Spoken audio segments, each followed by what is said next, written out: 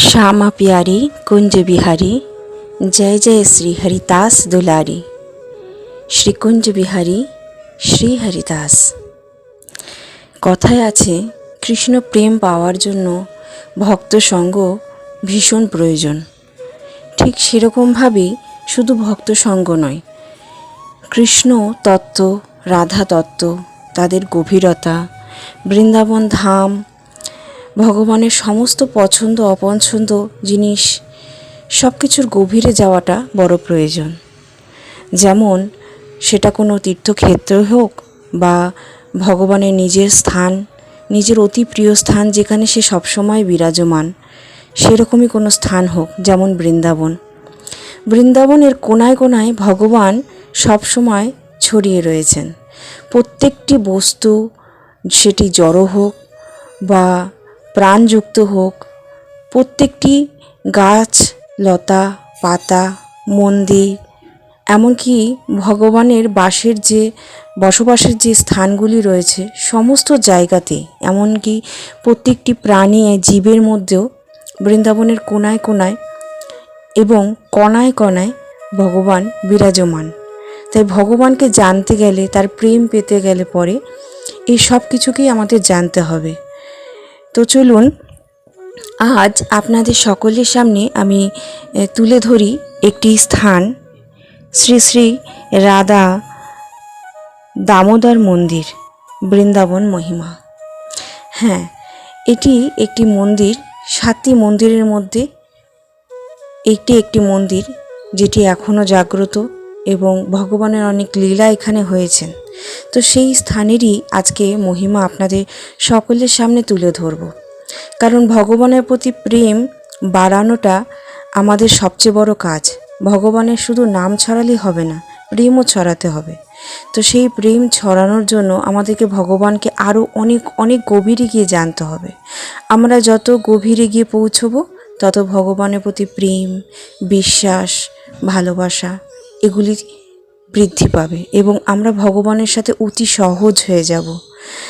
আমাদের বৃন্দাবনের লালা সবসময় এটাই চেয়ে এসেছেন, এখনও চান, যেন বৃন্দাবনের কোনায় কোনায় মানুষ পৌঁছে যায়, ভক্তরা পৌঁছে যায় আর অতি সাধারণভাবে লালাকে আপন করে নেয়।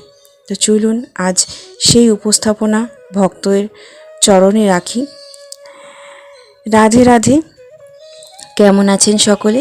আশা করি রাধারানীর কৃপায় খুব খুব খুব খুব ভালো আছেন। আমি এবং বাকেবাবু আপনাদের আশীর্বাদে ভীষণ ভালো আছি।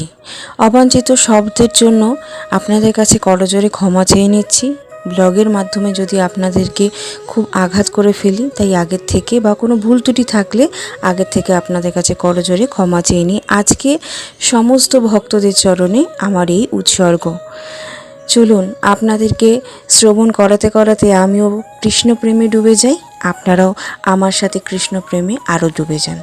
আর অবশ্যই এই আন্দোলনটি আমার একার নয় বা কারোর ব্যক্তিগত নয়। এই আন্দোলন ভগবান যেরকম সকলের, এই আন্দোলনটি, ভক্তি আন্দোলনটিও সকলের। তাই আপনাদের যদি হৃদয়কে স্পর্শ করে থাকে আমার এই প্রচেষ্টাগুলো, তাহলে অবশ্যই আপনারাও সাহায্যের হাত বাড়িয়ে দেবেন এবং সকলের মধ্যে এটি শেয়ার করে দেবেন, যাতে কেউ কৃষ্ণপ্রেম থেকে বঞ্চিত না থাকতে পারে, যাতে এই জগৎ আবারও সেরকম বৃন্দাবন হয়ে উঠুক, গোটা পৃথিবীটা আবারও বৃন্দাবন হয়ে উঠুক। কৃষ্ণপ্রেমে আমরা সবাই সে পরম আনন্দ লাভ করতে পারি। তো আশা করব আপনারা সাহায্যের হাত বাড়িয়ে দেবেন। আর চলুন আজকে শ্রবণ করে নিই, নইলে ব্লগটি বড় হয়ে যাবে। শ্রী রাধা গোবিন্দ মন্দির হলো একটি হিন্দু মন্দির, যা হিন্দু দেবতা রাধা এবং কৃষ্ণকে নিবেদিত। মন্দিরটি ভারতের উত্তরপ্রদেশ রাজ্যের বৃন্দাবনে অবস্থিত। এই মন্দিরে ভগবান তার প্রাণপ্রিয় শ্রীমতী রাধারানীর সাথে যুগলে দামোদর রূপে পূজিত হন। আমরা ভগবানের দামোদর রূপ সম্বন্ধে জানি, তবে যারা জানেন না, যারা খুব ছোট ভক্ত আছেন, তাদেরকে আবারও মনে করিয়ে দিই। ভগবানের দামোদর রূপটি হচ্ছে ভগবানকে যখন মা উখল যেটিকে বাংলায় কী বলে আমি জানি না, বৃন্দাবনী ভাষায় বলা হয় উখল। সেই উখলের সাথে মাতা যশোদা রানী ভগবানকে এক প্রেমের এবং মাতৃত্বের ডোরে বেঁধেছিলেন। প্রথম দিকে পারছিলেন না, তারপরে যখন তিনি আত্মসমর্পিত হন, ভগবান নিজেই মায়ের হাতে রশি তুলে দেন এবং ভগবান নিজেকে মায়ের সাথে একেবারে বেঁধে ফেলেন উখলের মাধ্যমে। তো এই যে দৃশ্যটি বা এই যে লীলাটি হয়েছিল, একেই বলা হয় দামোদর লীলা। আর ভগবানের সেদিন থেকে নাম হয় আরেকটি দামোদর।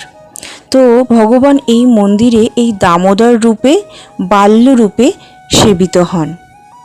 এখানে সমস্ত গোস্বামীরা ভগবানকে বাল্যরূপেই সেবা করেন এবং ভগবান বাল্যরূপেই এখানে লীলা এবং বিরাজিত।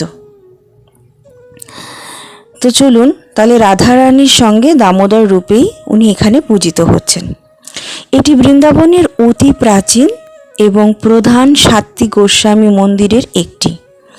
এই মন্দিরটি গৌড়ীয় বৈষ্ণব ধর্মের ঐতিহ্যের অন্তর্গত এবং 1542 খ্রিস্টাব্দে প্রভু জীব গোস্বামী দ্বারা প্রতিষ্ঠিত হন।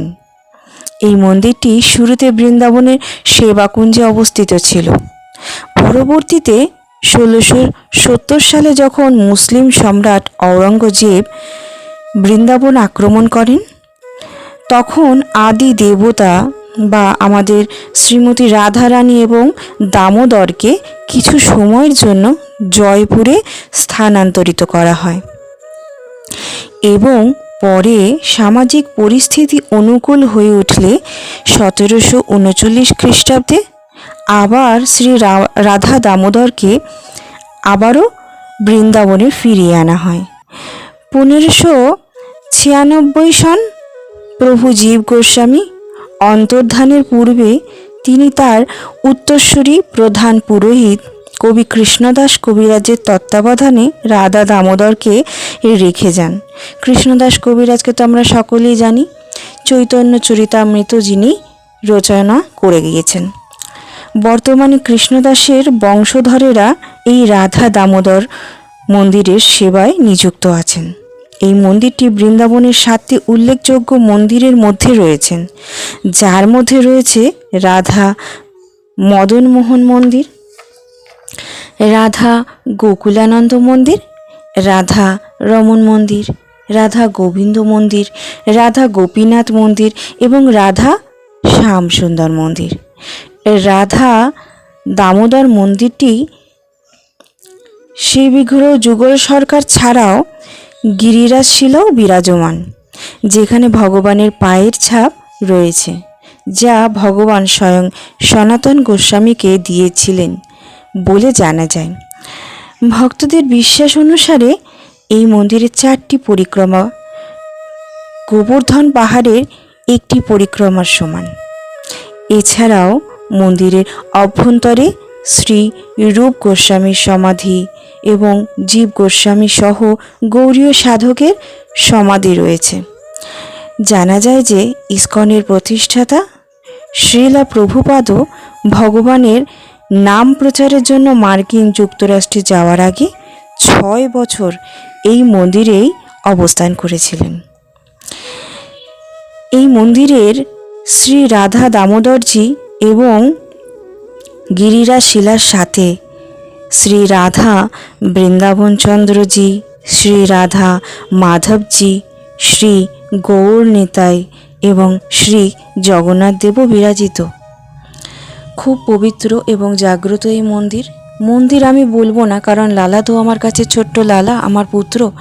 তো আমার লালার প্রত্যেকটি গৃহই আমার কাছে শুধুই গৃহ, এক অলৌকিক গৃহ, যার ব্যাখ্যা হয়তো হৃদয় থেকে করা খুবই অসম্ভব। তবে হ্যাঁ, বৃন্দাবনে যদি কখনো পৌঁছতে পারেন, তবে প্রত্যেকটি স্থানকে অবশ্যই দর্শন করার চেষ্টা করবেন, যদি শ্রীমতী রাধারানীর কৃপা থাকে এবং বৃন্দাদেবীর কৃপা থাকে। আপনাদের যদি হৃদয়কে স্পর্শ করে যায়, তাহলে সকল ভক্তদের মধ্যে এটি শেয়ার করে দেবেন। ভালো লাগলে এরকম আরও অনেক কিছু যদি শ্রবণ করতে চান, তাহলে পরে কমেন্টের মাধ্যমে অবশ্যই আমাকে জানানোর চেষ্টা করবেন। আপনারা কমেন্ট করেন না, এটা আমার দুঃখ লাগে। তবে হ্যাঁ, যারা যারা কমেন্ট করেন অবশ্যই ধন্যবাদ। আমার মুখ থেকে যদি আপনাদের এগুলি শ্রবণ করতে ভালো লাগে তাহলে আবারও বলছি, আমাকে বলবেন। আর যারা নতুন সদস্য হয়ে আছেন, অনেকে আসেন কিন্তু অনেকে আছেন যে পুরোপুরি শ্রবণ করেন না, এতে ওয়াচ টাইমটা বাড়ে না, জানেন তো।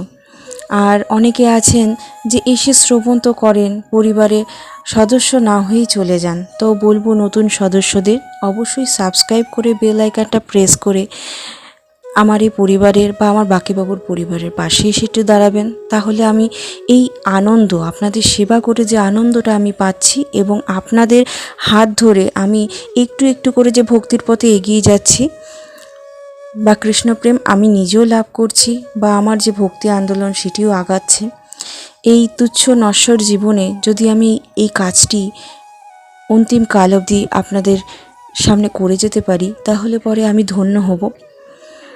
কালের নিয়মে কখন চলে যাব তা তো আমরা জানি না। তো যাওয়ার আগে অন্তত এই কাজটুকু করে যেতে চাই। তো আমাকে সেই সাহায্যের হাতটুকু বাড়িয়ে দেবেন। ভালো লাগলে পাশে এসে দাঁড়াবেন। আর সকলকে পাশে নিয়ে আমাদের চলতে হবে এই আন্দোলনে। তো সেইভাবেই আপনারা শেয়ার করবেন যাতে অনেক অনেক ভক্তদের এবং নতুন প্রজন্মের কাছে এটি পৌঁছে যায়।